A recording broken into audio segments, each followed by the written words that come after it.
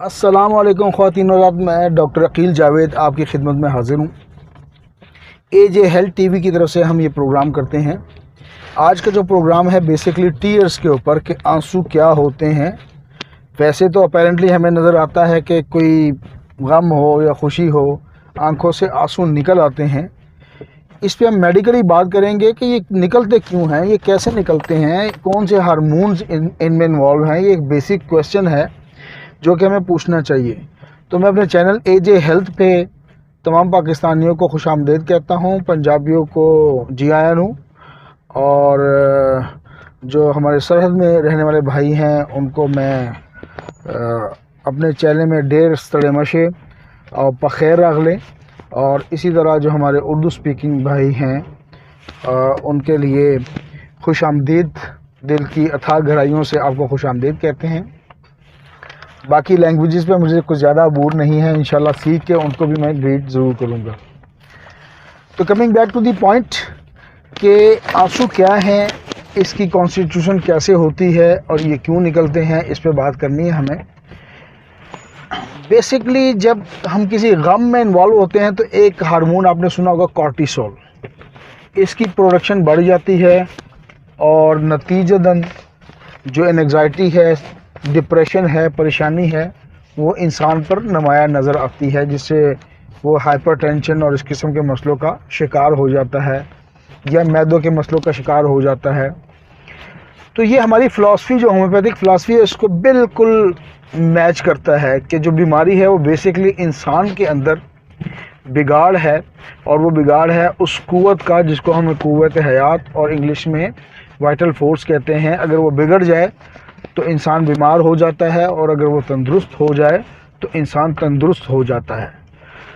तो जब गम होता है कॉर्टिसोल की प्रोडक्शन बढ़ती है, जिस्म में इंतशार फैलता है, नतीजे में इंसान किसी कोमा में, गम में, हार्ट अटैक और इस किस्म के मसले सुनने में आते हैं और आपके एक्सपीरियंस में शामिल होंगे।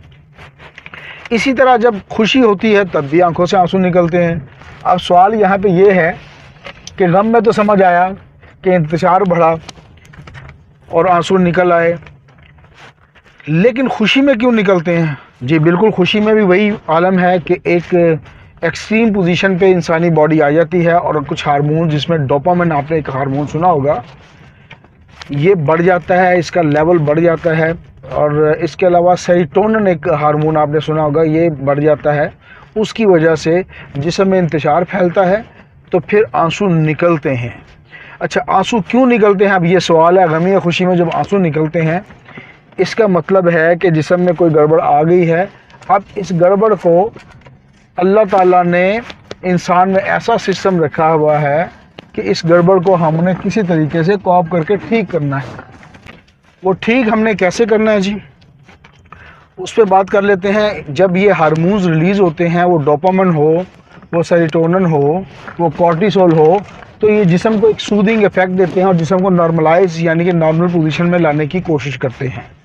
तो ये एक पॉजिटिव है। अगर इंसान के आंसू निकल आएँ, वो खुशी से हो, गम हो, तो इसका मतलब है कि वो एक हेल्दी साइन है और ये ज़रूरी है उसके जिस्म को मुतअद्दल या बैलेंस पोजीशन में लाने के लिए। तो ये फ़िलासफ़ी है आंसुओं की। Being a doctor, being a medical student, हमें पता होना चाहिए कि ये फ़िलासफ़ी क्या है। तो मेरा ख़्याल है आज के बाद ये फ़िलासफ़ी आप लोगों को याद रहेगी। अब कुछ और रीज़न्स की बात करते हैं। पहली रीज़न तो मैंने बात कर ली कि फीलिंग्स इसमें शामिल हैं। इंसानी फीलिंग इतनी स्ट्रॉन्ग होती है कि वो हार्मोन रिलीज़ होकर उसको बैलेंस करने की कोशिश करता है। इसके अलावा डस्ट एलर्जी भी इसमें शामिल है। और आजकल जो मैं ये जो वीडियो शूट कर रहा हूँ तो लाहौर में हूँ और मार्च का मौसम है, तो पोलन एलर्जी जो है, इसका सीज़न चल रहा है, ये भी एक वजह बनती है।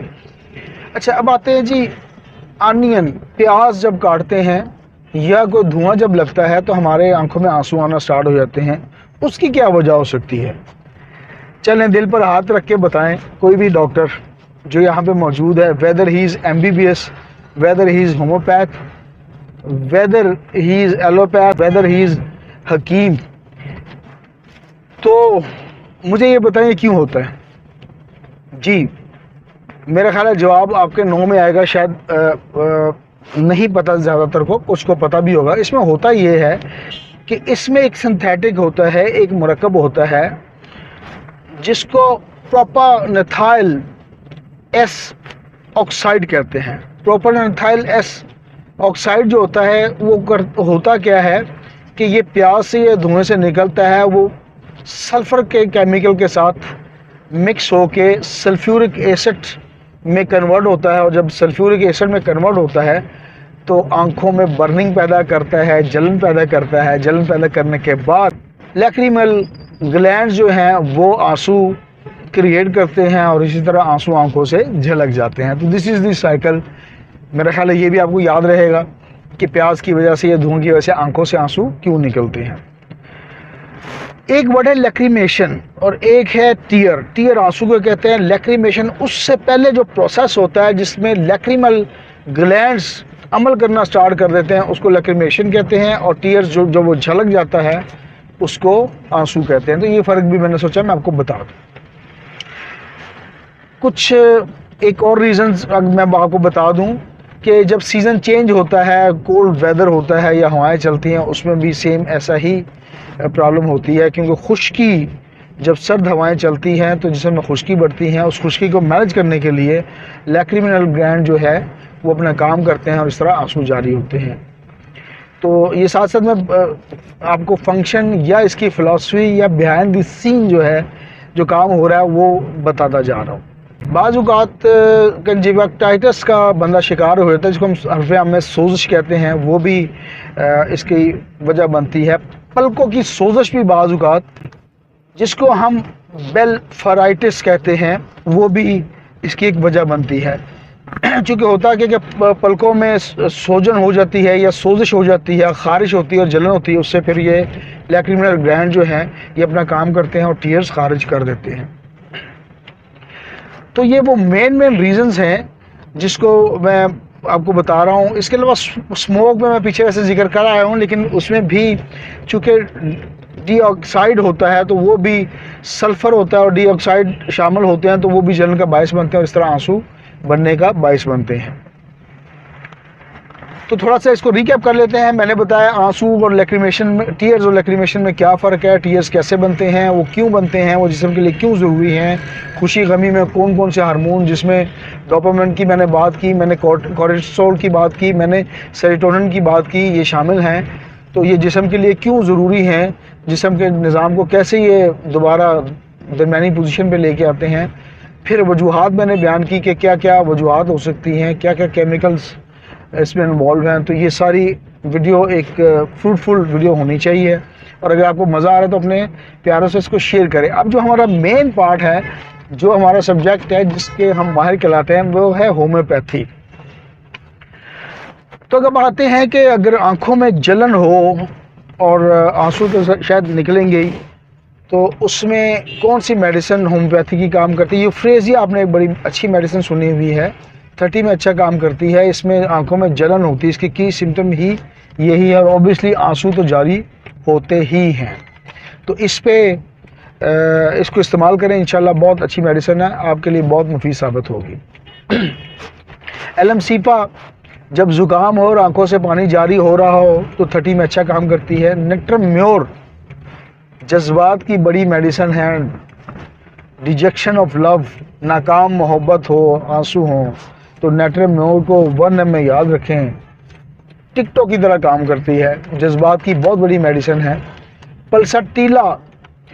پلساٹیلا کا پیشنٹ بھی حساس ہوگا، اس کی فیلنگز جو ہیں وہ بڑی سٹرونگ ہوتی ہیں، پل میں تولا پل میں ماشا ہوتا ہے، کھلی فضا اس کو اچھی لگتی ہے، 30 میں اچھا کام کرتی ہے۔ تو پلساٹیلا کو بھی یاد رکھیں، اور پلسا کے آنسو جھلک جاتے ہیں۔